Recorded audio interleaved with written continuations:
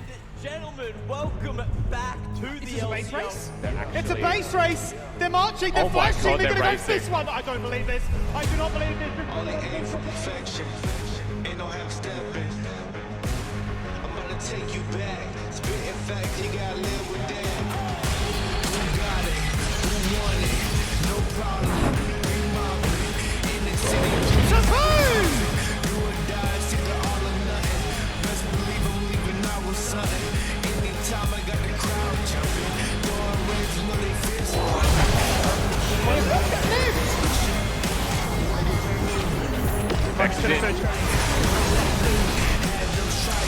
Just evaporated.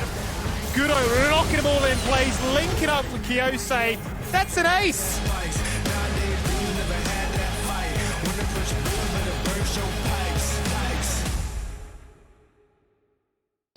Ladies and gentlemen, welcome back to the LCO delivered by Menulog. I am Mac, this is Kitty, and we got two more handsome fellas over on the other couch there as well. I actually had a throat operation over the weekend, guys, and I sound different now. Sexy, Mac. You sound really beautiful. I was hoping that'd be the case. Now, I hope you guys can deal with it for today. Hopefully, we'll be back working normally tomorrow. But of course, look, week 4 now, we're getting real damn deep into the festivities of this second split of LCO. And my lord, there just has been so much going on. Last week, I was watching from the sidelines, but these games, there was at least, two 40-minute thrillers, just, chaotic, but I was enjoying it. What about you, Kitty?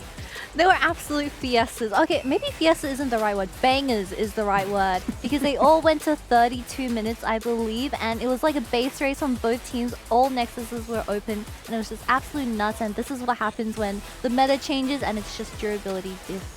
Just so much going on. Rusty, Yeah. are you having good flashbacks or bad flashbacks looking at these highlights? I mean, the last whole week I would say is good. The good and bad thing about this meta is that it's so much slower earlier. There's so much less action and kills happening. But once we get to the team fights, like you've been seeing in most of these, it's just crazy, chaotic, impossible to actually call or predict team fights with teams going a little bit too far sometimes in the case of Order on day 1, but then also doing it correctly in the case of Order on day 2. So there's been a lot of excitement, I would say. Certainly was. Now, what we need to touch on as well is today, of course, is going to be the final day of the first round robin. So that's very important because we can then have a look at the leaderboard, look at the scoreboard, and see where all the teams currently are. And it's sort of like the first hurdle, right? Before we get to see them play each other that second time. It's all rematch territory after today. I did see this. This was the 0 HP both sides of Nexus. We were talking to Praetus at the photos that just got taken of PGG. He wasn't even aware that Talia knocked him over the inhib. Yeah, we think that 1 second could have been all it took. Yeah, Rogue was like, "Did you not see this?" He's like, "Nah." Wait, what Talia? What happened? There was in that base race, Talia from Yuri's Talia wall knocked Praetus up in the air over the inhibitor for a second, which is 1 to 2 autos, and that was the difference in health between the Nexus. Oh no. Yeah. EGG just can't win these base races, can they? No. They can't. Maybe they've got to find a different win condition. Either way, they're still up in second with Direwolves, 4-2 so far. And look, still hanging in there. Peace, 3-3. Of course, got to mention Chiefs still undefeated at the top.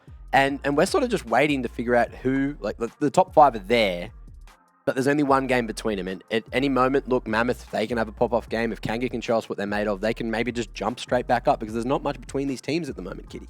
There isn't much in between these teams, but something that is going to be spicy for this last round robin is going to be the switch up in players. And I'm sure we're going to mention it later, and we do have Gravitas sitting at the bottom. Maybe potentially someone's coming back. We don't know. Well, I know you guys don't just yet, but it's going to be quite exciting because I've been anticipating this guy for quite a while. Okay. And yeah, he deserves some time on the spotlight. Okay. Well, here are the games we're going to be seeing today. The final day of this first round robin. So, of course, we still have more days this week, but today in particular, 6 p.m.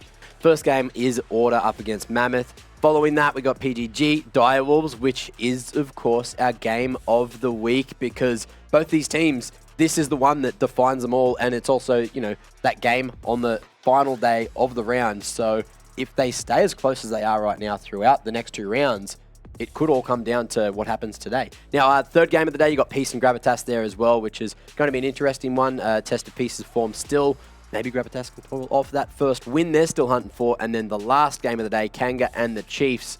I feel like, Chiefs may still be undefeated, but we have enjoyed what we've seen from Kanga. So I always love to be proven wrong. And I think Kanga, they're a good team to do it. So hopefully that'll happen. Either way, match of the week, of course, is that Dials and Pentanet game, like we mentioned before. You want to tell me why? It's a really good game. Yeah, I mean, this is for the bragging rights, right? To say outright we are the second best team in the league right now. And I think it's been a long time since Direwolves have been up there. So to be thinking, what started off as a case of them bringing in all the brightest sparks in Split 1, they've changed, obviously, a whole host of those players coming in. To say it was second, punching up against some of the best teams is an exciting one. So up against a heavy hitter like Pentanet, you're thinking, can they continue, right? Because they had the easy strength of schedule into the weeks of hell, and they've handled it. So let's see if they can go further. Let's see indeed, but let's also see what's been going on with a lot of these champs. We've got some key picks coming through from this patch so far, as well as, the rest of the split so far as well. Now, Rusty, you want to take me through why these 7 champs are chosen and what they all mean? Yeah, so a lot of these champions are going to be high win rate champions. A lot of them are going to be low win rate champions. Some with very, very high presence, some not as much. So going down the list, we've mentioned this a lot. Kitty's brought this up in a couple of post-game segments and pre-game as well. Wukong and Viego are the only 2 junglers that we've really been seeing. The only time we see a different jungler is if one of them is banned. More often than not, you would expect that would be the Wukong, as you can see, 14 bans. But Wukong boasts an 89% win rate overall and a 100% win rate on this patch in the LCO in 12.11. It is doing incredible amounts of work, and more often than not, that is into Viego, who is a 33% win rate overall and is massively struggling to keep up with the Wukong comps. There's a big conversation there that we won't go too far into, but ease of execution of engaged champions versus not is obviously a factor there. Gangplank in top lane is prolific, to say the least. Is one of the easily blind pickable, you would say, most of the time champions that will just be fine. And the other champion in contrast to that I want to bring up is Ornn, because we've seen a lot of Sejuani, we've seen a lot of these tank champions. Ornn around the rest of the world is being picked constantly into champions like Na, has been picked into Sejuani as well, and provides so much for the meta compositions that we're seeing. If you're picking Azir, Ezreal, Corki, you're a tank that actually supports your team, right? Allows them to be stronger while being a disengaged tank, where Sejuani is more about engaging. So I would like to see a little bit more Ornn with teams like Kanga, who play those compositions every single time. And then we just haven't seen Senna. That's really it. And when we have, it's one game. So we haven't actually seen Senna succeed except for the Chiefs, and it's only been with Tom Kench Mack. I'm sick of it. Yeah, and we did give suggestions as well. We had that whole list of, 13, 14 champs that have a good combination with Senna in that bot lane. So, I feel like there's not too many excuses that these teams could come up with, except that it is just being banned all the time. But, the question is, why is it banned here when 1 in 5 games, 1 in 4 games, whatever that was? One champion also not on that list is Kalista, who just isn't picked in OS. But around the rest of the world, that's a top 3 banned champion. So add that into the mix, you might get more Senna, right? There's another AD thrown in. Anything you want to touch on, Kitty, before we move on? I just want to say how insane that Wukong win rate is. I'm pretty sure if you are on the red side for these teams, Wukong is a must ban, because there's just no good response into the Wukong, where Viego is the second best in slot. But you can't really pick Viego, because from those games, we've seen that he doesn't do well, and now he's suffering from a 33% win rate, so quite painful. Rough. Just the rumble in the jungle is very one-sided, or at least it has been. Now we get to see Wukong getting banned a lot. It's looking a bit nicer. Something else that might just spice up the broadcast, as per usual, is, of course, I'm going to need a bit of help today, because obvious reasons. The LCO Champion Conundrum! Is today the day luck's with you? Is it now your life could read you? Then you must play the game, cause I have to proclaim life's a game of chance. Skimmy just barked. I wonder if that's got anything to do with the champ he's chosen today. Either way, for the LCO Champion Conundrum today, we are playing Who Am I? So essentially, we've all chosen one champ, and you read off, little hints, little facts about that champ until someone wants to chime in with their buzzers and have a guess. But you only get one guess before you use that up. Have to wait till the other guess, and then you can get that second guess again. So yeah, really have to be sure. Now, just before we jump on into it, I just want to test these buzzers. Rusty, is yours working? I'm just going to say Rusty. But that's my buzzer. Better than that? Rusty. Oh, that's pretty lame. Anyway, Skimmy, can you beat that? He's lame. Bing bong. Beautiful. Always love that. Kitty? I'm doing this for our production lady.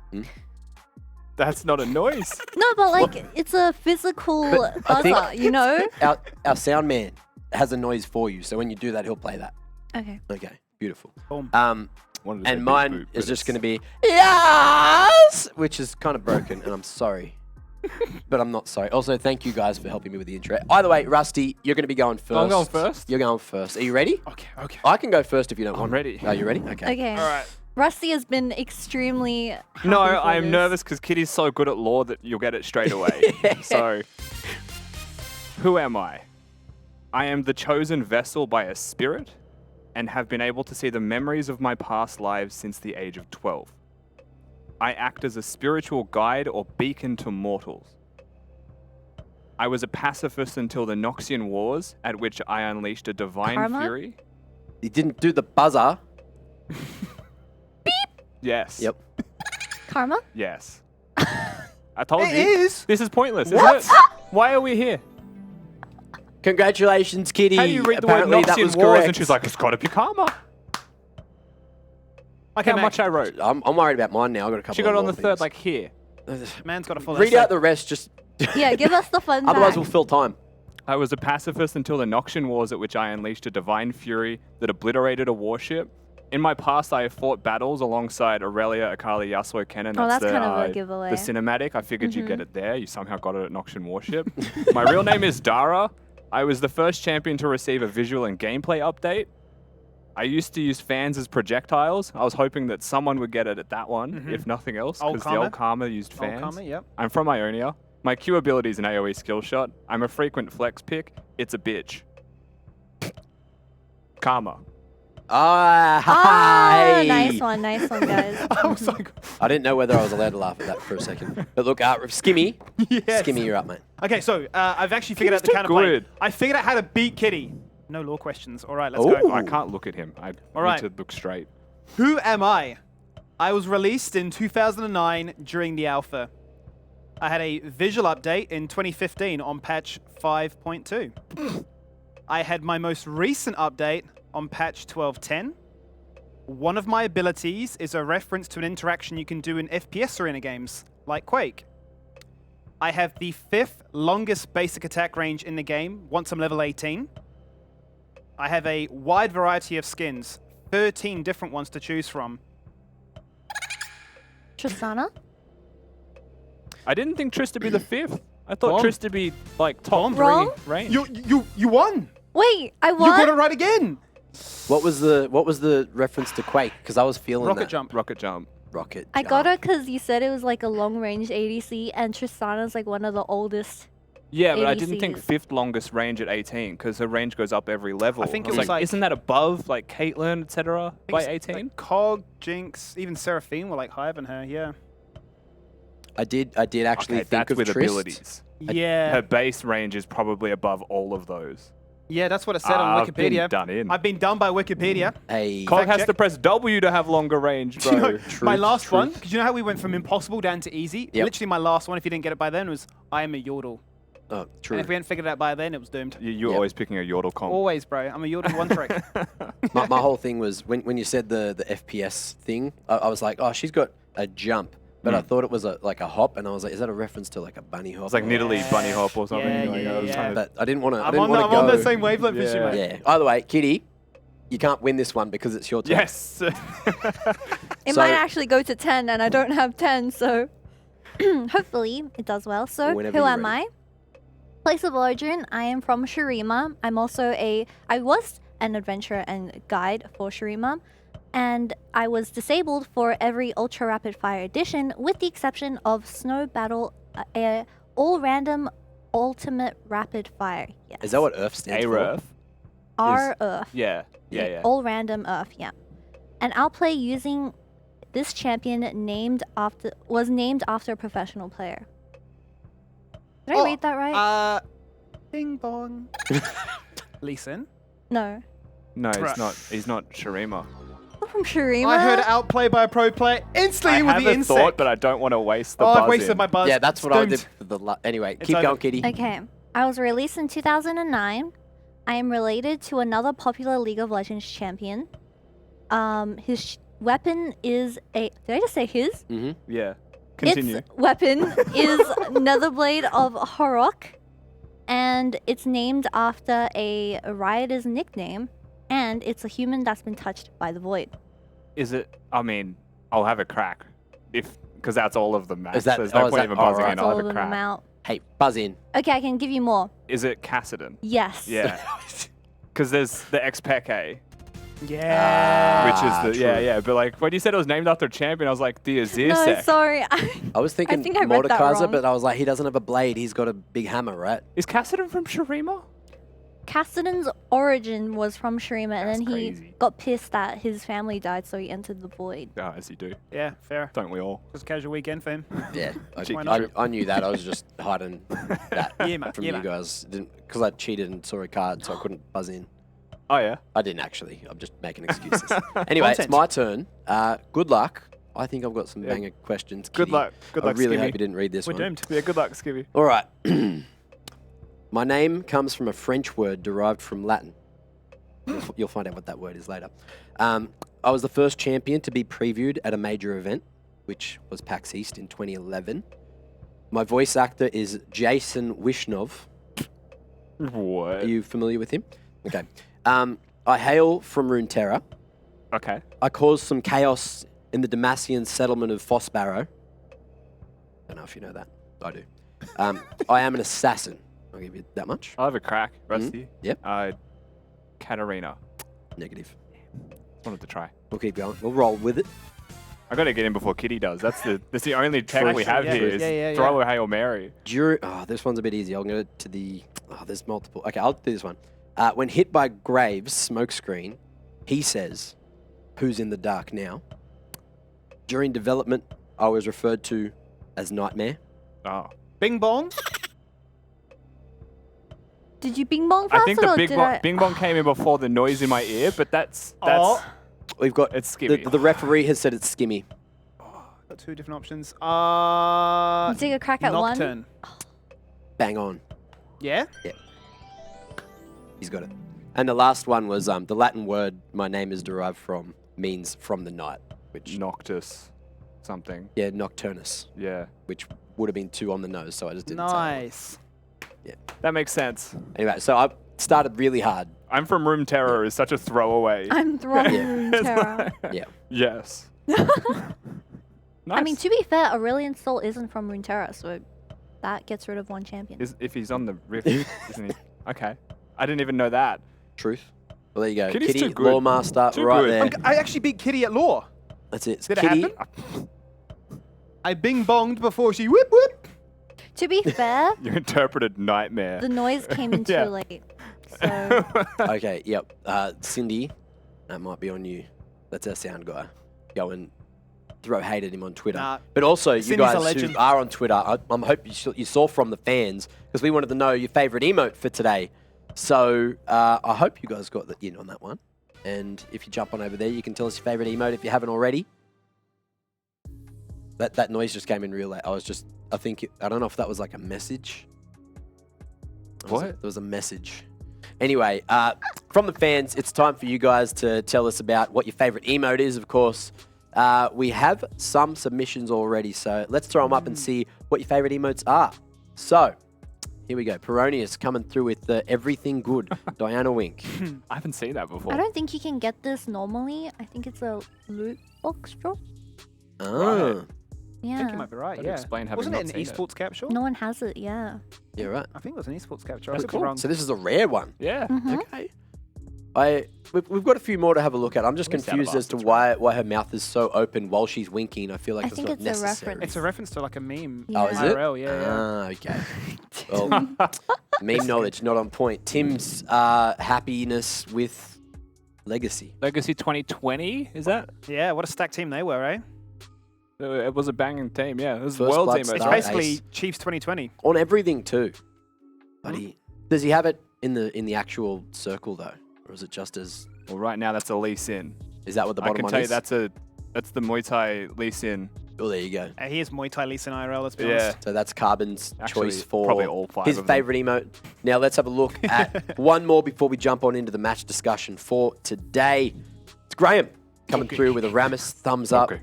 Sunny's on, which I couldn't guess in the LCO champ conundrum the other week, so I was quite annoyed. But it is a good emote, isn't it? Is that what you use? I like all the thumbs up emotes. It has so many meanings. It's like, that was great. And then it's like, if someone did a bad outplay, it's like, it's okay. You did bad, but it's okay. And then like the white another flag, one. I won't Or lie. it's also like a thank you.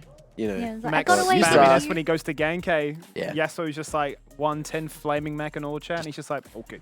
absolutely gone. Absolutely gone. Now, look, let's move on over to the matchup discussion. We got Mammoth, we got Order, and it's going to be an affair. So let's look at Mammoth first. Same names as you used to now. Mikru coming in at mid. Who, what, are we impressed with him so far, Skimmy? Yeah, he's the king. What an MVP performance. I mean, they told us that he was incredibly nervous, had to be reassured about 152 times over. But look, if he's that nervous but still popping off that well in a game where it was basically on either him or Ali G's head to try and engage and find those angles, the Rakan and the Yone 1-2 punch together were putting in a lot of work. Very exciting, obviously. One, to go up against Gravitas, right, to have that debut performance, to go into one of your closest mates and sort of the bragging rights of it all. But just to repeatedly catch out individuals and on a champion that you're very clearly quite comfortable on and get your chance in the spotlight. So Big Mammoth, one of those teams that now gives them a little bit more flexibility in their draft, right? Because Ray Fury, especially this split, has been playing a lot more of a supportive capacity, you know, Galio, Veigar, whatever it may be, whereas maybe Mikru's performance is just like, give me the hard carries, give me the assassins. A huge win over Gravitas last week, of course, one that they needed to set themselves aside, get themselves as far away from that bottom of the table as possible. But look, a few things to chat about. 14-game win streak so far for Order. So every time these guys have gone head-to-head for the last 14 times, Order has won it every time. Rusty, is that going to change today? I mean, Mammoth are they're a volatile team in terms of expectations towards them. They were the ones, even last split, who were notorious for just picking different unexpected champions and comps and just throwing stuff at the wall and seeing if it sticks regardless of their opponent. Throwing stuff at the wall. Yes. Yes. Stuff. Just checking. At the wall. Yep. Stuff. So there's always a chance, right? But like Order, the thing with both of these teams is their biggest rival is themselves. It's about which version of Order or Mammoth shows up today. So there's a real chance Mammoth wins because Order just goes too much in one direction. Goes too much in one direction. Well, let's have a look at who's going to be playing for Order today.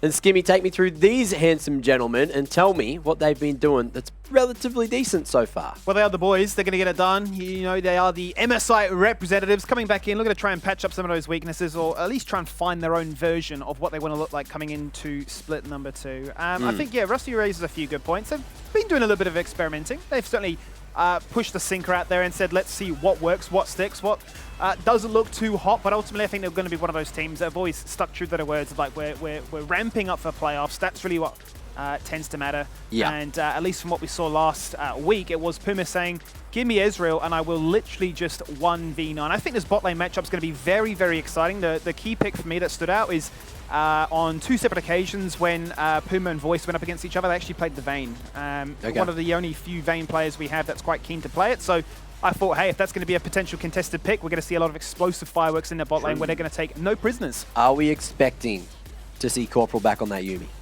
I'm pretty sure Corporal is finding himself again with that Yuumi pick, but I'm sure he will play some more melee champions when we get more into the split. But I do want to mention and highlight that Puma and Voice are the only 2 ADCs that have actually picked Kalista out of the entire ADC champion pool, and Rusty has been begging for more Kalista, so I'm pretty sure that this match will be it will be a highly contested pick. Okay, a little birdie told me that, you know, a later on match today may also have a Kalista player involved, but I guess we'll see once we get there. For now though, look, these teams head to head, I feel like Corporal, Ali G, these two head to head have had a interesting affair. Corporal hasn't had the greatest start to the split, you know, for this first round. Ali G, we've really enjoyed what he's sort of brought to the LCO since he has joined Mammoth. So, look, head-to-head, Kitty, what are your thoughts? Head-to-head, I think Ali G is a lot more aggressive when he is on those melee champions, but Corporal does still have his little pocket Leona that he's been really famous for in the previous split, and he's playing more of a passive champion pool, as we see with the Braum, Karma, and Lulu. They're all very peeling champions. But I do want to highlight that Ali G is really, he's a rookie. And he is so willing to make those engages and make those calls in the split of a second that I really respect him for it. Okay, Rusty, anything to touch on here in terms of like the champ pool? Yeah, Corporal's also got like an Alistar in the mix as well. I don't think we can look at this specific 3 as most picked and say that's the only things that he'll play. We know Corporal did play the Leonas, the Nautilus, the Alistars. Maybe one of those has been benched since, but Ali G looked his cleanest when he joined the league in his first game picking Nami, which I think was a really big positive for the bottom lane of Mammoth and almost commands the Lucian Nami to be respected and banned. So that's important for Mammoth to show they can play it successfully in draft. You don't need to hide your laughs at Rusty's jokes. They are funny. No, I just feel bad for Corporal if he ever sees me. He already said that I was in a ranked game with him last night, and the enemy picked Nautilus. I'm like, oh my god, they picked Nautilus, and he's like, what did you type? I can't see. I'm like, is the word Nautilus censored for you? Like just in your mind. So you were in lobby with Corporal on the same team. Yeah, and he was playing ADC. And I just want to say, Corporal, your Aphelios was amazing. If you could pick anyone to interview for the pre-match, who would that be though? I believe it's Papryze that we have for our first interview today. So, Papryze, how are we doing on this great Monday evening? Oh, I'm doing well enough, I guess. Yeah, it's good. That's great to hear. Well, let's talk about your game from last week. You did have a really close match up against Gravitas, and it was a 41-minute hassle. So, what was the reflection like amongst the team? I mean, just play better. It's very simple, honestly. Just play better, use our brains, and then we'll be able to win the game. So is the plan still just Kale diff it? Is that the whole plan? Or are we looking at other lanes today? I mean, look, if they give us Kale, why not? If we can just win every game with it, why wouldn't we? But yeah, if worst comes to worst, we have other options. Truth. That's great to hear. And you guys are going against Ornn, where they've had a bit of a rocky start, being 3-3 themselves.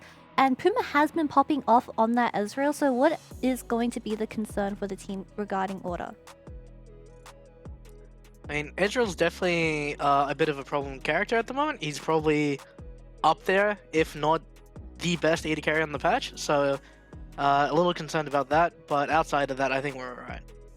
That's great to hear, Papryze. We're going to let you go and have you prepare for your big match, and best of luck.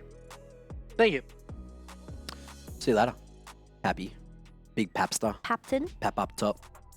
Paptane. I'm the Paptane now. The Papton. The Papton.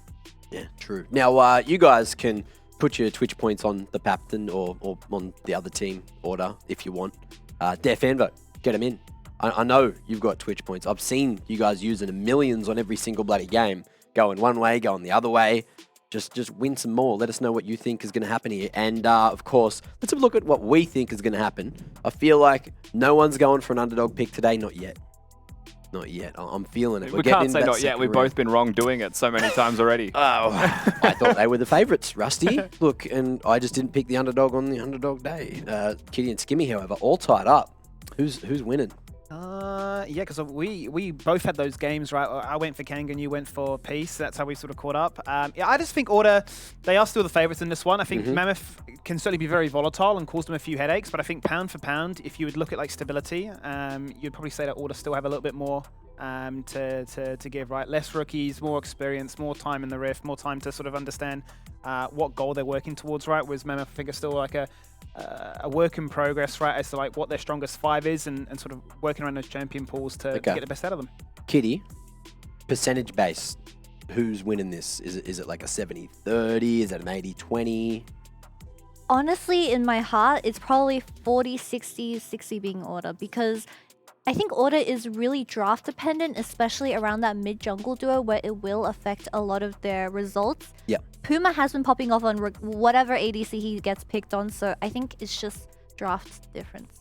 Okay, are we going to see the Callista come through? Are we going to see it sneak in, finally? I mean, you could. I think we might see an Ezreal ban based on what we heard from Papryze and his read on the meta and what we saw from Puma the last whole week. So I wouldn't be surprised to see that taken off the board, which means there is a slot available for another ADC to rise up. So we're going to get 5 AD carry bans like we've had in some of these games. Certainly some of these But that means Wukong's what open. What about Kale? Well, and that's it. We've had Kale pocket bans away from... So like it almost gets to a point where like broken meta champions are left up because you have to remove away pocket picks. And then it becomes like this whole inverse of like, oh, we can just first pick center. Do we have time? we do right now? I want more OP ADs left up. Yeah. I think Lucian's the only one you have to ban right now. Senna, if it's only going with Time Kench, whatever, right? Like, who cares? Get rid of the Wukong. Yeah, Zeri, Ezreal may be the two that might have to be banned. But I think just ban Lucian, pick your matchups. Yeah. Like, straight up. You've actually got that availability there. Okay. And right now, because they're hamstrung by the ADs having to be banned, they're losing potential target bans on players when I don't think any specific duo other than perhaps the Lucian Nami is like S+. Like, they're all good. So you can pick one for yourself. Now, talk to me about mid lane. So Mikru, how's he going to do up against Kisee? Can Kisee sort of pull something different out, get a little flexy with the assassins today? Well, I said these are two Yone players in the region. Ooh. So that's why I'm super excited about this one, right? Because we've had situations like this in the past, right? Like, what was it? Suman going into Kisee, right? And we're saying, like, you can't just blind a Kali into Kisee, right? Because he can punish you. So, like, that's why I become super excited about this one, because sort of looking at the champion pool of what Mikru brings to the table, we've seen high aggression, lots of assassin playstyle. And look, Kisee, if given a challenge, will certainly rise up to that. I can't imagine he'd be saying, lock me in TF here, Chief. Like, he's going to certainly want to try and flex his might. Okay. So, look, Kitty went with a, I'd say, very ambitious for Mammoth 60-40 prediction in terms of the percentages. What would you guys do? Probably 75-25. Okay. I don't think More one-sided?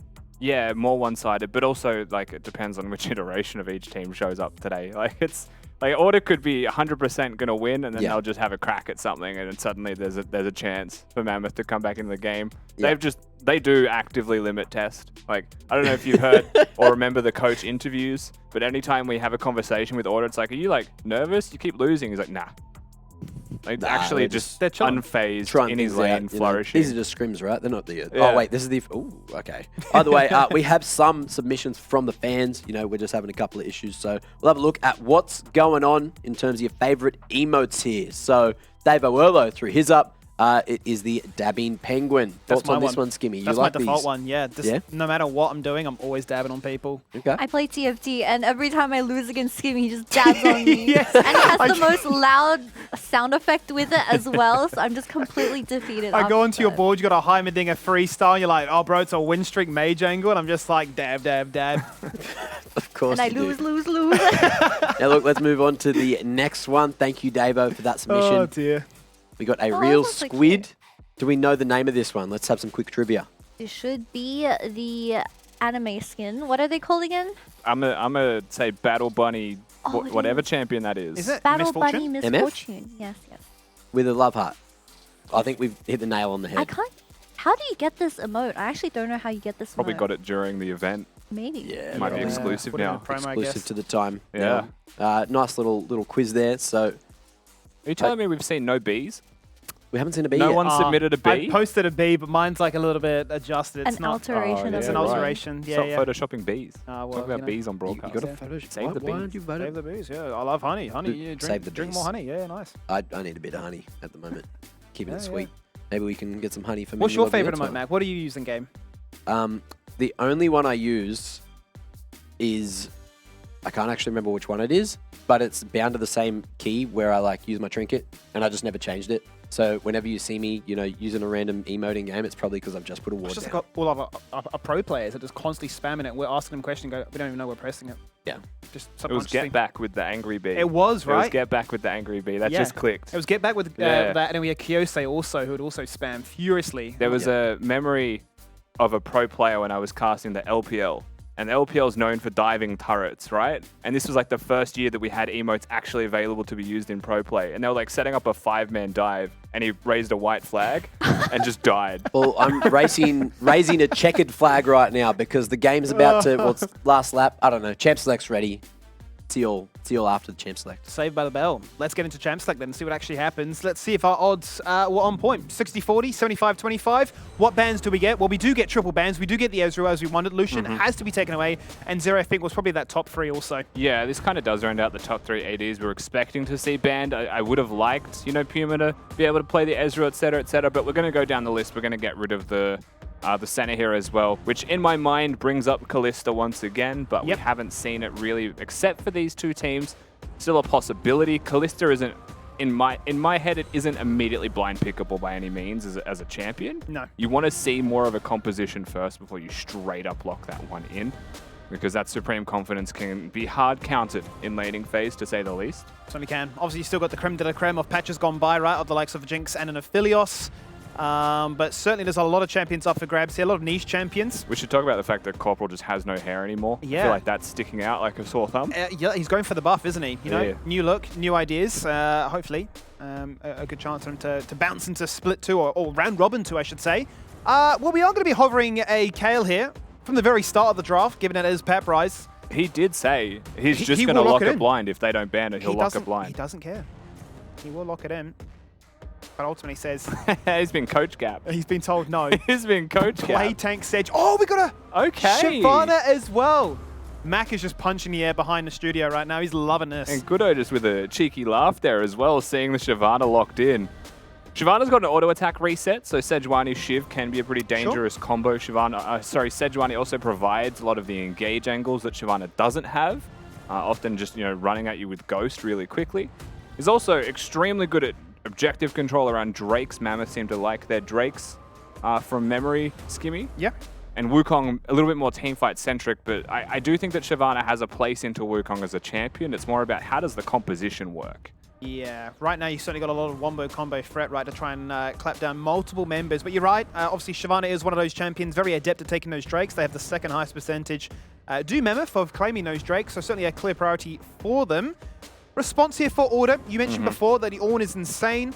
You want some form of scaling in the mid lane as well. That seems to be the flavor of the month for Corki. Why not just immediately Yone or something in response here is my question, right? Corki is a gauntlet thrown down. The issue that Mammoth would face with their composition is their mid laner has to have some kind of reliable damage here, ideally physical, because they've gone for Shyvana and they've gone for Sejuani. Yeah. The fact that you lock in Corki just makes me think of Yasuo, it makes me think of Yone, and when I think of Mikru, I do think of champions like that. So I think there's absolutely a world where we see that for Mammoth. Red side composition can still hold that pick. Tristana can also go mid.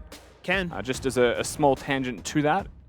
So we'll see where they choose to go, but so far so good. Order, very clear intent here. Long range AD carry, scaling composition with some poke, and then a Wukong and an Ornn to body everyone else away. Certainly seems to be the case, right? Respect their engage, respect that they are going to be quite aggressive at you, but if you can keep your distance, you can whittle them down. It certainly dissuades their ideas and allows you to reach that late game point where you just believe that your hands may just work a little bit better than your opposition. Going to that second half, though, of the ban phase, what are we looking to try and remove away?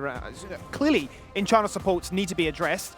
Karma's going to be denied away first of all. Still no real idea as to what this bot lane is going to look like. And I think this is almost poetic, right? We said that bot lane could be the area to look at, hence why it's going to come down to it. Alistar is an interesting ban. I'm not sure what they're afraid of. Trist Alistar is obviously a duo in bottom lane, so they're considering Trist is AD with these support bans. And they're looking to get rid of hyper-aggressive, like, divey champions, right? Maybe give a bit more freedom in the laning phase with the Karma taken away. But Order have shown nothing bottom. So Karma, Yuumi, I think that's fair, because you are looking at, like, a Jinx and a Yuumi, or like a Jinx and, X Enchanter champion to probably get through and scale up into mid to late game team fights. Nautilus already gone. Alistar and Rakan taken away. That's majority of the engaged champions that LEG would be looking towards playing. Makes you wonder exactly where they would go next, right? Like, you've got your Jinx Lulus. We still got the Renata. Yeah, you still got Renata for sure, but that's not as aggressive as other champions LEG might have wanted. So we've gone for the Seraphine. And it still leaves you wondering, with Mammoth's composition, is that a Seraphine for voice? And then they just go for the Sona bottom again, right? And it's a Tristana mid lane. Yeah. It's a certain consideration that we did see already played out here by Kanga. And obviously gives you a lot of sustain, a lot of harass, but its one vulnerability was it's very squishy. And if you do get ganked and targeted, and especially up against a Wukong, you could be in a whole host of troubles. Renata is going to get locked in here. The most obvious pairing seems to be that with the Callista. Yeah, Tristana good into that though. Just keep that in mind. The jump slowing you down basically means you're locked in place. But I think you are correct in terms of pairings. However, with the Corki composition, I wouldn't be surprised to see something longer range still, like a Jinx or even Kog'Maw, I suppose. Maybe not a Cog. Twitch, there you go. Which anything that gets, the value out of the buff, right? Really going down the cycle of what sort of champions were left there. Vayne even also. So Twitch is going to make his grand return. It's been a hot minute since we last saw this one. Really think back to Split 1 playoffs, really, where that champion really came into the fold of things. And LEG is going to hover this Pyke. I've been begging for it. It is his most played in solo queue. And I thought if we are going to get some aggression, would be awesome to see it. It's confirmed. Okay, so we're going to get the Pyke, a hook champion. This does confirm to me that it's a Trist mid with a Seraphine bottom. They still have time to switch them around, but that's what I'm expecting. Mammoth's composition rounds out with a, I would say, compared to the standard drafting of most of this league, that is an abstract draft to say the least. They've thrown a spanner in the works with the Shiv. They've gone for the Kanga approach here with Fido's signature champion, the Tristana mid lane. We saw Faker playing it at MSI. We know that this is globally a viable option in certain matchups. Corki is definitely a matchup you can abuse with Ignite, level 2 all-in, Hail of Blades build. Seraphine Pyke, I feel like just wants to outrange and punish, right? Hit a hook, be hyper-aggressive. Twitch is not a hard-winning lane champion. No. More cheesy than that if you're going to win lane. And Renata can do fine into enchanters, but I'm wondering how this hook matchup goes because it's not the same as a Nautilus that hits the hook, you throw the handshake and cancel it. Very different dynamic from a high mobile champion here on LEG. Certainly does command a lot of threat in the lane as well, right? Between the poke of the Seraphine and the hard engage, the Pyke for the execute afterwards, that bailout is going to be really hot on the money here for Corporal to make sure that whoever is looking to try and be taken on fruit may just not be the case. So lane phase is going to be certainly a hot point of focus for us to really get excited about, but mid lane, I mean, we had a whole host of different champions that could have been going into that Corki. Tristana, as you already mentioned, does have a lot of early kill threat. Are you happy to see that is the matchup, given that is still, another one of those scaling picks? I mean, this comes down to our philosophy for Mammoth most of the time here anyway, right? We want to see aggression from them. That seems to be where they're most successful. So being able to play matchups like the Tristana into the Corki, being able to play the Pyke bottom lane, I think is a signature Mammoth style that we're expecting to see from them these days because we know it can work. It's almost like a budget Lucian Nami in a sense, right, for Mammoth specifically. So I'm pretty happy with what Mammoth have put together. I think overall their composition can work, but there is a lot of reliance on getting that early lead. They can't just casually coast, right? They have to actually have an advantage or they just get out of the game completely. A bit of a rough comp to try and play from behind, absolutely right. If you've got no ability to try and step up and, land a massive encore or try and go for the throat with those kills as the Pyke, then yeah, you're kind of just sitting back and being beaten down by the likes of a Wukong, Ornn, and a Corki as well. Let's load in for the very first game. It's week number 4. Welcome back to the LCO. Let's get excited about this one. And let's see how these teams do fare. Order 3 and 3. Mammoth 2 and 4. Speaking of, we've got Ash on the line. Welcome back, mate. How are you? Hey guys, I'm good. How you doing? Very well. Very, very well indeed, because it is the final day of that round robin. So I have to ask, I mean, would you say that you're on track for your own expectations? How do you think this first round robin's really gone? I think beating Peace was really, really nice. It was definitely a big boost to everyone's confidence, and definitely a big boost to just how we felt the rest of the round robin would go. But we definitely dropped a couple games we weren't expecting to, namely the Direwolves and the Kanga ones. We felt like we had a pretty good upper hand over Direwolves, but they've kind of been smashing it. So who knows, right? We bring it back. Yeah. Yeah. Well, I was just going to ask on that second question then, more so about this draft in particular, because obviously you've thrown a lot of curveballs in this one, starting off with the likes of that Shyvana making her way back in, but another Seraphine variation. What can you tell us about this comp as a whole? About this comp as a whole, well, it's basically just there to help our Shyvana get through the early game and help her get, the first couple Drakes just really easily. And then from that point on, like any sort of team fights we want, we can just force them. We have Shyvana, we have Sejuani, we have Seraphine, and then Tristana Pyke on cleanup duty. Sounds quite explosive. Well, Ash, I'm really excited to see how that one does actually play out. Best of luck for the boys, and we'll catch up next time.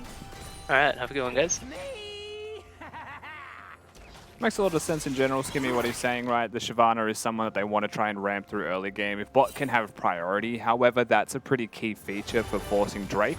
Sure. And Drake is definitely something that Shyvana wants for that scaling up, right, in the tankiness that you'll get from it. So we'll see how that goes. You would expect, however, that a Tristana in mid can force priority into a Corki, just because of that kill threat. However, Mikru's gone for the teleport, and has also gone for press the attack. So to me, this is Mammoth saying, or Mikru acknowledging that I don't want to just kill my lane. Corki could absolutely die to ignite Tristana with Hail of Blades. Sure. But This is more of a scaling actual ADC kind of build. You know, press the attack, that middle ground between Hail of Blades perhaps and Lethal Tempo, which is the AD standard. So wants to scale into the game with AD items and still be relevant at all times, not just be an assassin. But the composition does revolve around a Shyvana and what it can get done.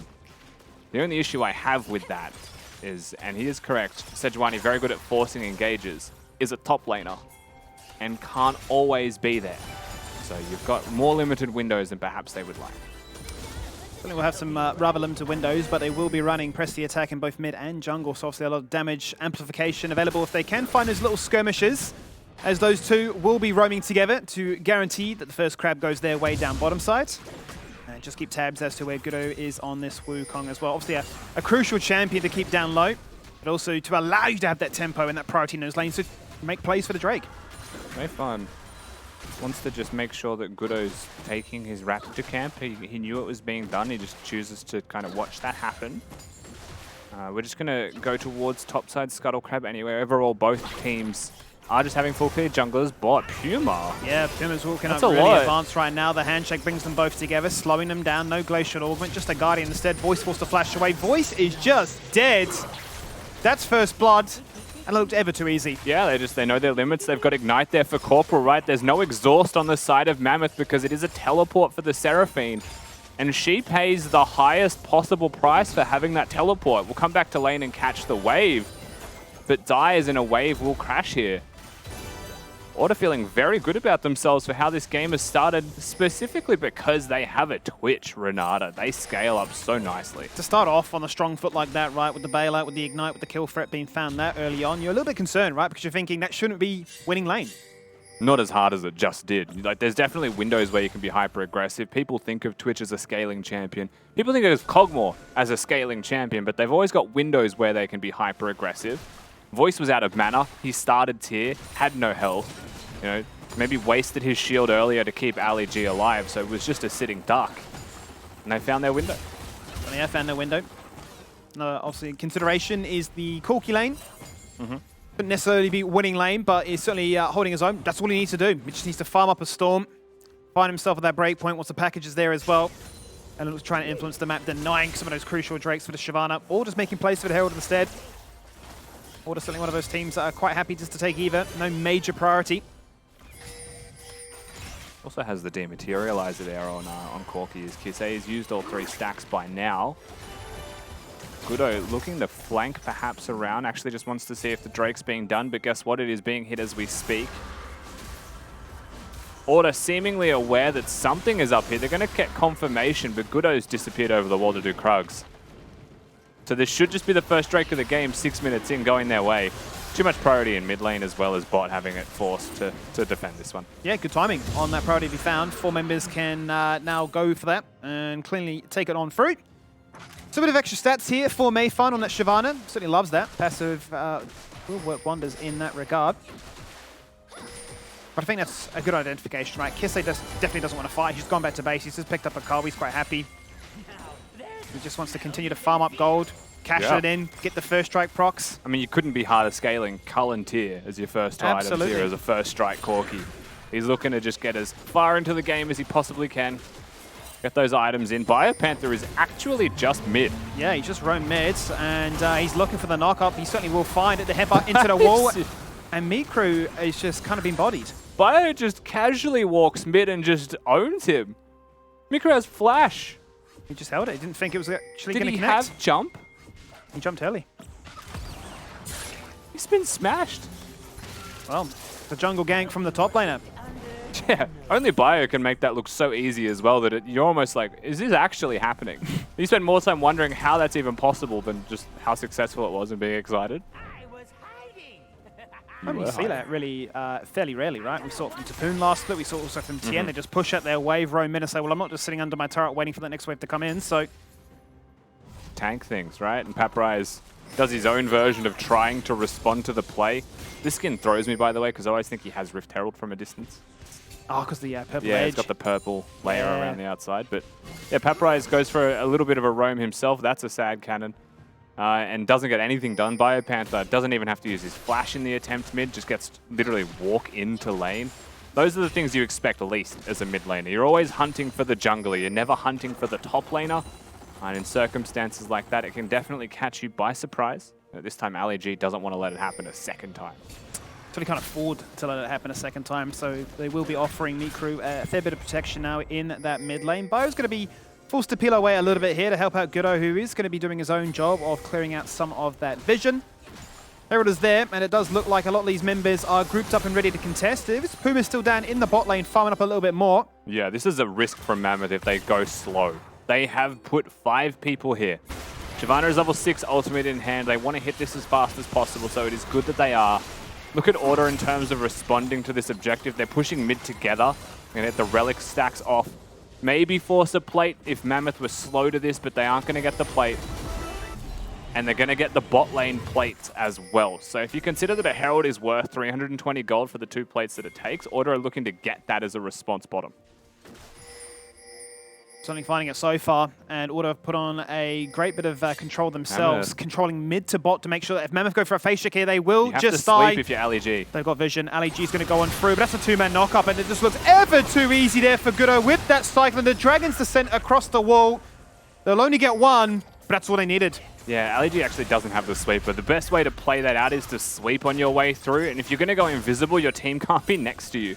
Right, so it's not necessarily the Pyke's fault that his team was hugging him while he was invisible around the corner, but what they expected was that Order at the blue buff, or near the Gromp, right, waiting in a bush. They didn't expect that they would actually be next to them over the wall. So perhaps defying expectations of their positioning, they'll get themselves a really nice little pick. Now find themselves 2,000 gold ahead 9 minutes in with a Corki Twitch composition, Skimmy. It's the dream. When you do talk about scaling, right, the fact that you are ahead at this point in the game. Really smart read there by Order. The fact that if you are going to invest that many resources into trying to get that first Herald, then we will answer back with plates, but also with kills. And you saw just how much Puma got done in that bottom lane now. So he's going to return back to bot and say, I have a huge item advantage now. And so a couple of things about this Tristana mid, because we're actually just seeing it get poked out and harassed by the Corki. That's almost expected, right? It goes one way. You have kill threat, or you are just farming casually. And if you're just farming casually, Corki has more range. Your only real strength is all-in threat. That's why when you see Tristana picked bottom lane, it is usually with an Alistar or a Nautilus or something that can engage with you, because you are picked for the combo, right? Not going to be something that we're seeing from Mammoth in reality here, so they're just going to be passive. The other thing that you can do, which is what we did see from T1 at MSI, was that you play for turret plates. So you hit like 1 item in the game on your Trist. You then put the Trist into a side lane because he has teleport. That's something he'll definitely be looking towards. And you just break turrets. You just one-hit structures as fast as you possibly can, using that explosive shot on the turrets themselves. Because the wave dies while you're hitting a turret, you get to stay there permanently and hit it more. That would mean, however, that the Seraphine and the Pyke have to be mid. So at that point in the game is when you'll start to see that as a viable strategy from Mammoth. And hopefully it's not so far behind that Trist isn't safe to be on the side. That's a good question, because clearly the goal was, as Ash mentioned, right, to try and have a strong early lead so that they could guarantee these Drakes. Well, they can't afford to go into the side lanes just yet. They're going to group up once again. 2 bruisers top side are going to be having a bit of a bout as they look to try and group up with the rest of their squads. Second Drake has been engaged, but it's been started off here by Ornn. Now, Kisee's got the package. He's doing a great job zoning off free. Dragon's Descent goes across, and Meifan has stolen the second Dragon of this game. That's beautiful. The execute is there. Goodo's already got the bailout being procced! Oh. That was far too close with the buster shot, not finding the explosive answer they were after. But a flash forward there from Puma, a response back from Voice. He's inside the pit, he's Mikru's flashed got on out. But Mikru has got those resets, but he's got no mana, and that might be his demise. He's juked out the headbutt from the Ornn, and now Voice is trying to do it all on his own. He just needs cooldowns. He just needs one more chance! But he cannot find it in Order. He get an ace. They will get an ace, but the cost was very high. That was such a dicey skirmish that it could have actually went either way. Goodo's going to take on his arch nemesis here in the Raptor camp and try not to die. I think he'll be okay because he has the W. That was closer than I care to admit. But so was the skirmish, right? It starts with Meifan trying to steal the objective. His eyes are not set on the fight. A package separates them all. Mikru actually busts the shots back. Kisee with the rockets, with the E on him, almost kills Goodo and gets the reset. If Goodo's dead, this is a different fight result. Puma gets in flashing forwards, right, being hyper aggressive, and Mikru gets the reset, but the jump gets flashed. Corporal goes the wrong way.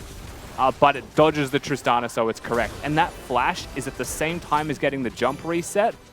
So the timing on the Wukong dashing forwards couldn't have been better. Honestly, it was as close as it comes there for the side of Mammoth. That could have certainly bridged the gap and made sure that Order, despite them being so strong so early on, weren't able to run away with this. And that was one of the key points you mentioned in the drafting phase, right? If Mammoth's comp does fall behind early, if they have no agency to try and project their playstyle, it's going to be a rough time for them.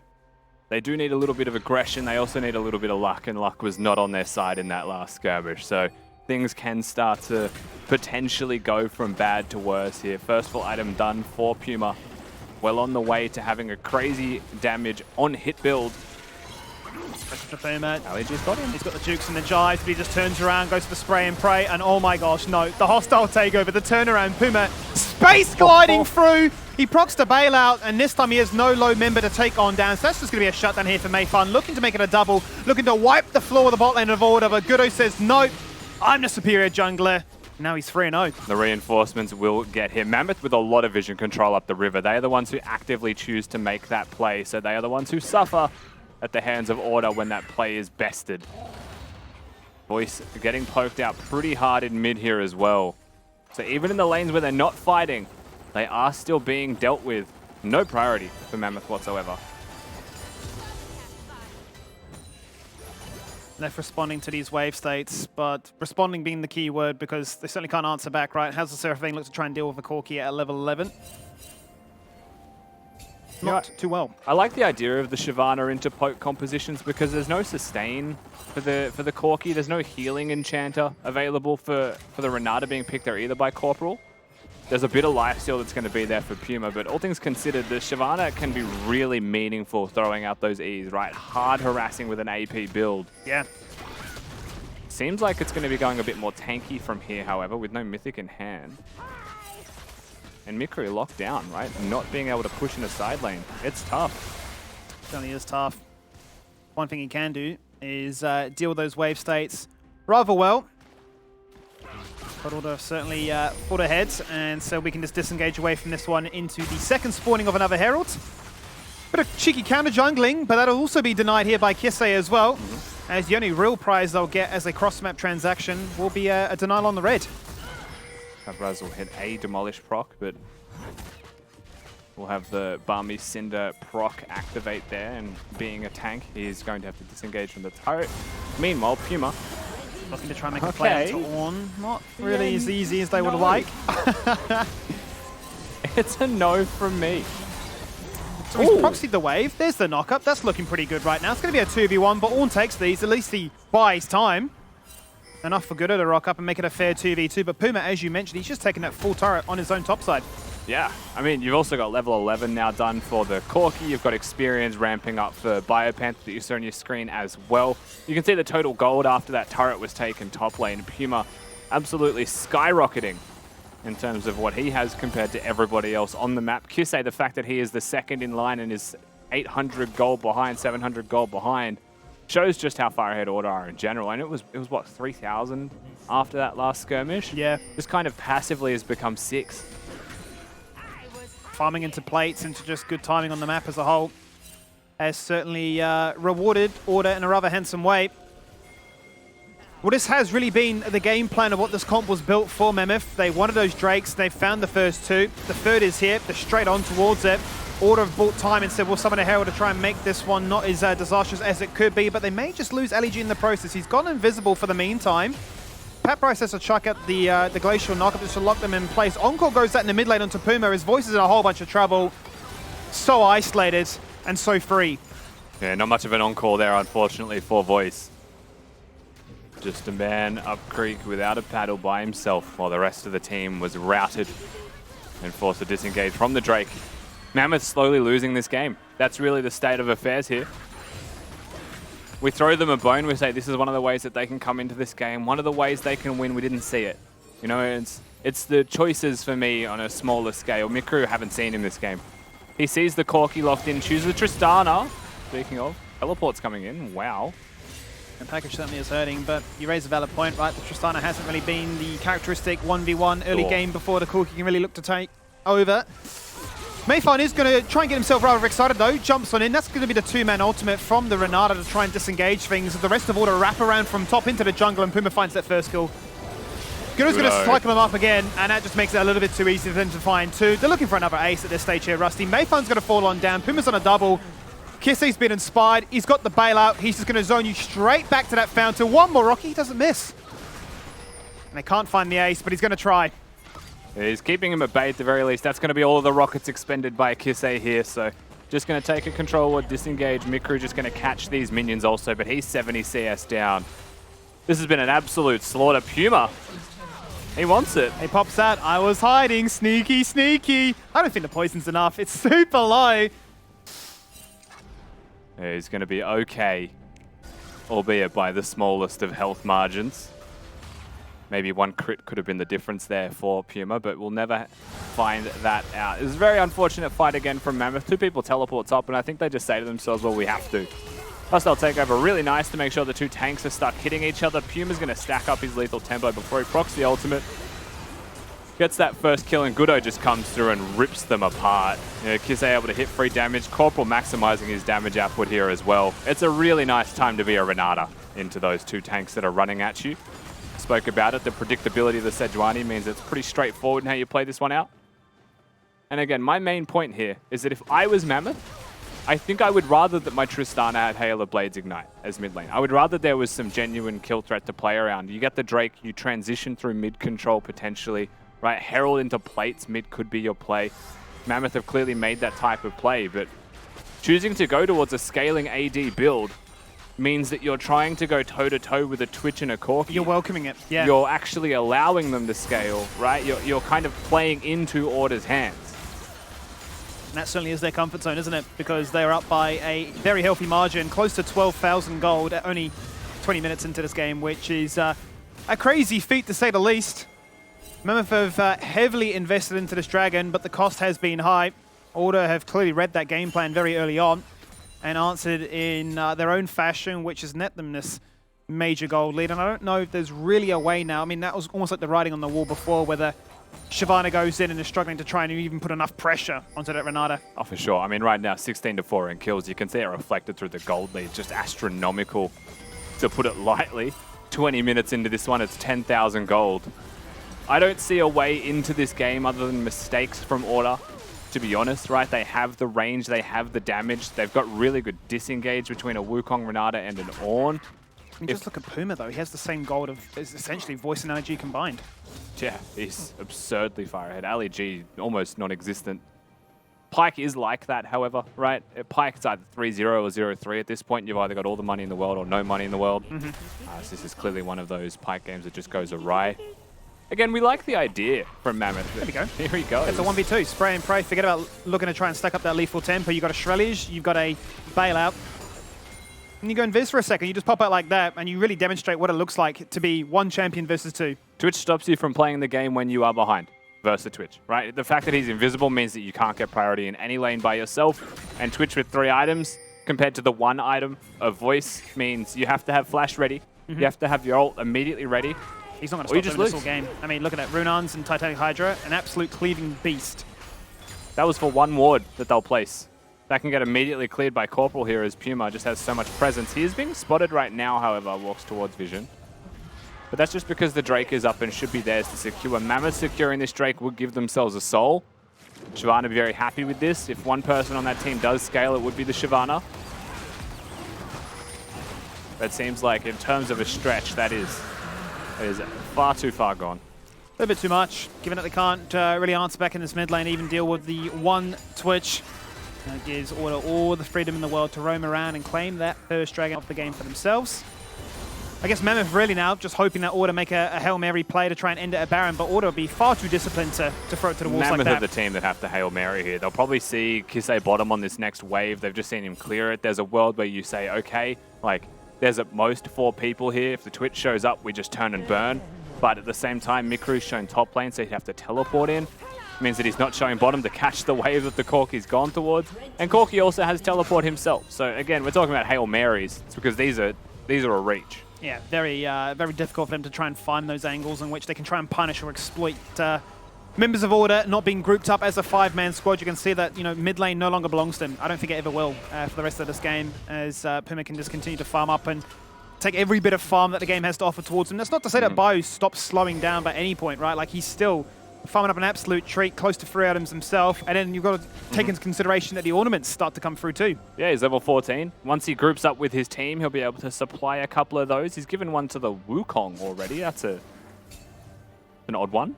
I don't know if that... I mean, Bio is a number cruncher. I have not looked at the ornament values here, but I would personally be looking at the Corki and saying that Leandri's might be value, but the Twitch build also doesn't have one yet. Sure. Because it's a 4th item mythic, so that kind of sucks. With an Ornn in your team, you don't want to rush that. It is what it is. He'll get there. Actually, what's a Kraken Slayer when it's given an Ornn? Like, there's nothing bigger than a Kraken in the world. Yeah, it's true. A Kraken Hydra. Leviathan. All I can think of is Legion TD. That's all my mind's going towards, is the big Krakens. But ultimately, we're not on wave 20. But we are 20 minutes into this game. It's such so a niche reference. No one's going to understand it. At least, hey, you got it. That's all that matters. Warcraft custom match, huh? Well, Kisee is an absolute terror. If it's not the Twitch, then it is the Corki. He's got the package. He will be the goalie on this occasion, saying, I want anybody to step up, man. Because look, one rocket, and your Tristana's down to 50% right now. The Baron's still engaged right there, but Goodo jumps in, looking for the kill towards Papryze, who's been turned berserk and just falls on down in an absolute heartbeat. Double kill right there as the Corki shreds them through, making a triple. He's on a quad. Give us that pentakill, surely. He's not going to be denied, is he? He really is. It was the Twitch. Puma got it. Oh, my. Why do we even get excited anymore? There's just no pentakills in the LCO. There's just none. I just don't even get excited anymore. Nah, it's just always a quadra at this point. But look, Order will win the fight. It's pretty clean. Pretty straightforward stuff from them. They were so far ahead that would have been the biggest freebie pentakill of your life if you were Kisee. But regardless, you can see that reflected through the damage. There is only one horse in the race on Mammoth's composition because Order is too far ahead. Mikru doesn't get to exist, the Tristana doesn't exist. Voice will press ult and that's it. Meifan is the only person who's actually dealing damage, but he doesn't have a team to sustain him through. Yeah, Nash's with the Frostfight, doing whatever it can, but I mean, we run it back one more time, right? Starts with the poke from this Corki onto Mikru. He's at the fight, straight away 4v5, the hard TP in. Well, right? The package is going to stop Mikru from doing any damage at all. Completely cuts him off, knocks him back, that once this fight kicks off. Oh, just dead. And he's done. He hasn't actually played the game. Shrimp on the Barbie, Cyclone knocked them up. Just burned. And then Puma just says no such thing as a free pentakill. For what, the 3rd time this split? Yeah. That was intentional as well. It is, and everyone else stopped. Everybody else has done it as well, right? We've had Balkan, Praetif, and now Kisee, a victim of stolen pentas. The serious issue here in Oceania. It needs to be addressed. I'm not happy about it. Just sensing some discord among these teams. No one gets to have those highlight reel moments. He's also level 16. I mean, he's close to hitting that flame horizon. There they go. Tries to go for it one more time. In they go. Meifan finds the kill. Corporal is dead, but he managed to land his ultimate before he died, and that could have just been all it took. His death was not in vain. And ultimately, it's a back-to-back ace. I mean, what more is there to say at this point? Order are just slapping them with their wallets. 26 minutes in, they're up by 20k gold. I mean, it's maybe the biggest lead we've had so far. It's a slaughter. I mean, this is just going to be game over for sure. Order very easily will be able to run the Nexus down. It was clean, it was easy, and they never were in doubt. Certainly weren't ever in doubt. But look, all things considered, I respect what Mammoth did. They gave us a curveball. They tried to find the edge to taking down Order. But Order will close out their first round robin with another win. And it's solid, right? There's not much to say for Order here in this one. They picked a composition where I think they were all comfortable. The Twitch pick, we know Puma's going to be pretty straightforward playing that one. The Renata looked good here as well, right? Yeah. BioPanther and a tank matchup, you'll never find a happier man on planet Earth. So, I mean, everything kind of went right from them from the draft, and then in execution, even better. The execution was flawless. I mean, Mac, we look at the bot lane, for instance, Twitch gets that initial kill. The fact that Bio can roam from top to mid and act as a jungler and get a kill there as well, you're thinking, this is not how it's meant to work, but ultimately they're just proving their class, so order. Yeah, there was a lot. There was a lot of early crazy plays coming out of order. Some great things going their way, and unfortunately, it ruined any scaling that Mammoth sort of had. But then we were having a discussion about the scaling as well between both these teams. Like you look at Mammoth and go, "Oh, look, they have a team that can definitely scale into this game." But then you look at Order and you're like, they have some of the best scaling champs in the game as well. So it did not look too hot for Mammoth after the early points. Look, they were, of course, playing with the Shyvana, getting the extra stacks with those Drakes, and that was great. But then he just took too long to get to that second item. The power spike that he had from hitting his ult didn't really come in. And look, I can actually add some analysis for once because Shyvana's in the game, and it's what I play. I was so excited when I saw Balkan mention it, but I didn't expect to see it in this game. So I'm glad that you got your turn in the sun. Yeah, it's good. I also want to highlight that I really, really enjoy the Shyvana and Pyke, which we are seeing for the first time in this split, including the Twitch on Order. But I think that in execution, it was not done well from Mammoth, because I see the point where you have Seraphine drafted for ADC, who has good wave clear. It doesn't die against the Twitch Renata if you play it well. And the Pyke can actually roam for the Shyvana, where he gets that jungle priority on objectives. So it was actually really smart on paper. And they did get 3 dragons in the very early game. But sadly, in that really determining fight, I think Pyke actually didn't get anything off. And it was a really close fight in the very end, but it was just missing that damage. Egg damage. Egg. It was a big fat egg. He was hunting for that ult, but he got killed. I've never heard the term egg damage. It was 0. A goose 0 egg damage. is what you'll hear it as. You could Yeah, see I've never heard egg. exactly. Yeah, egg. We're making up It's- new lingo, hey? I'm a play-by-play. You shorten everything. Goose egg, egg. Egg Beautiful. dammies. Either way, look, we've got Corporal on the line to have a quick chat too. Corporal, you didn't get egg dammy today, did you? Hi, thank you. But I do have an egg. You do. We're actually talking about that. How is it? I feel like this isn't the okay. season for you to shave your head. Is it cold? Do you wear beanies? What's going on? No, it's kind of just an impulsive decision. I just decided to do it. And I think everyone around me definitely did not appreciate it. And I don't think, I mean, I kind of regret it as well, but I had to do it. I had to. What do you mean they didn't appreciate We it? appreciate it, Oh, man. I think it was my stunning. mom texted me. I sent her a photo of my head, and my mom texted me, "Is this a joke?" And then like 5 question marks. It's okay. Today's What a game supportive mum. was because No, of no. hair diff. But we see you fancying the enchanters lately with the Renata and Yuumi from last pick. So what are your thoughts on the current support meta being a more enchanter-focused meta? I really like it. I think it's very refreshing to see, and I think in Oris anyway, a lot of people play enchanters no matter what. So I don't think it's too different from what it used to be. I think people are just more willing to pick it now because it's more mainstream. But I always thought they're pretty similar in level to what it used to be. Like especially last split, like the Soraka's and stuff like that are still just as good. So what was your thought when you managed to get Twitch there for Puma? The man, showed exactly what it was capable of before it was an OP broken champ. And now that it's in the meta, did you just feel like you won the game, especially with that early kill down in the bot lane? I was kind of scared there, Tristana Pyke, and I thought we might die a little bit. But as soon as I had Seraphine bot, I knew we won the game. Ah, true. Well, that's great to hear, Corporal. Congratulations on the win once again, and maybe we'll see you tomorrow. Thank you. Yeah, I hope so. There you go. I need to have some words with his mum. I think he had a handsome looking head. And why would your mum be like, what is this a joke? I feel My it's mum's done horrible. that to me as well. I Yeah. don't know if anyone remembers Yeah. Oh yeah. back from the Dials days, the old Dials where King and Shern both shaved their head because they wanted to go into that like Shern mode, and they won the split because of that. So I'm calling this a Shern buff. A Shern buff. A Shern buff. Okay, beautiful. Now, quickly, before we start discussing the Dare MVP, I just want to know, is there a point in having pressed the attack on 2 of those champs? Because we had it there on Shiv as well as the Trist. I Yeah, feel like that's mid-jungle, overkill, yeah. right? I mean, the Shiv's it's for dueling. If you're going to go press the attack, it's because you're into like a melee jungler that you're going to be hitting. Yeah. Where like you could go Dark Harvest with the AP build if you wanted, but he's going to be melee on hit.